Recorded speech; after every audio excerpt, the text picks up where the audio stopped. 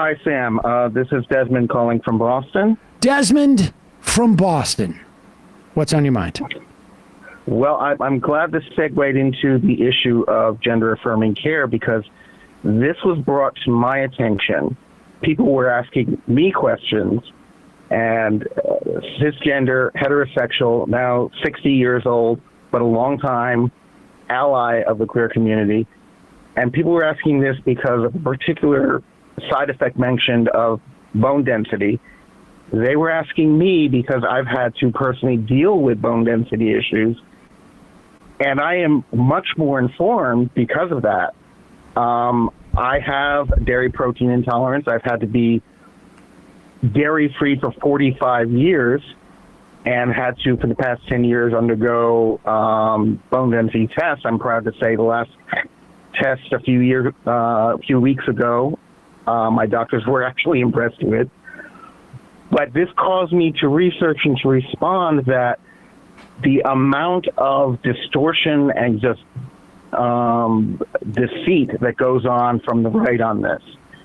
So people hear that puberty blockers cause problems with bone density.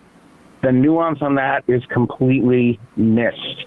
What happens is that when a child enters puberty, there's sort of a rush in the body system to produce what's called peak bone density. Mm-hmm. If you don't do that because of problems with hormonal levels or nutrition or exercise, you don't quite reach that, and that can increase risk later on for osteoporosis or its precursor, osteopenia. That's why I had to be very careful when I was diagnosed at 15 with casein intolerance. You hear the right arguing that teenagers are getting osteoporosis because of puberty blockers, which is just plain bullshit. And this is the kind of tactics that they use, and this is what we have to be aware of and be armed with the knowledge to respond to them. I mean, you're completely accurate, because I actually went through this myself, given like bone density issues in my family. And that's the conversation that if you have that history, your pediatrician has with you, to take calcium and that kind of stuff when you're going through that period of puberty where you're most susceptible to falling behind in that area. So that's when you're supposed to, but like, that's just about the changes in puberty as opposed to the blockers themselves. Right, because the only cases I've known, because I did research when I was hearing UK anti-trans people arguing that there were kids with osteoporosis, I only found 2 case studies of people in their teens who had severe osteopenia. And in both cases, all 3 factors that I mentioned, hormones, nutrition, exercise, were severely compromised. Yeah. And so that's rare.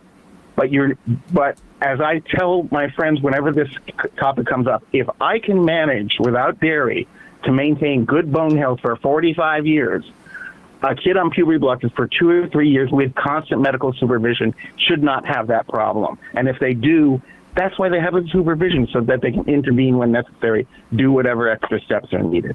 Yeah. But the right doesn't want people hearing that. And they never cared about it when puberty blockers were being used for children that were entering puberty too quickly, and it was not comporting with their growth. There were, as if those considerations hadn't been taken when that puberty blocker usage was prescribed by doctors, like as if that hadn't been considered. It's just it's ridiculous. It's concern trolling, which to define it is the action or practice of disingenuously expressing concern about an issue in order to undermine or derail genuine discussion. It's the same reason they hate surgery all of a sudden, just because like there's blood involved. Appreciate the call, Desmond. We should just say, WTF Cody just IM'd.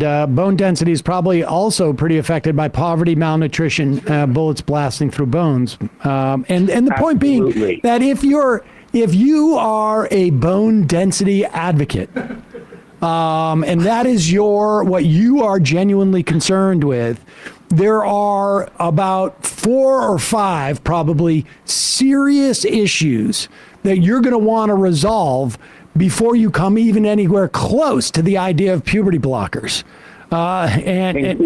including the access to medical care you mentioned at the beginning. Access to medical care, good nutrition, making sure that people have the ability, like green spaces in cities, so they can go out and exercise.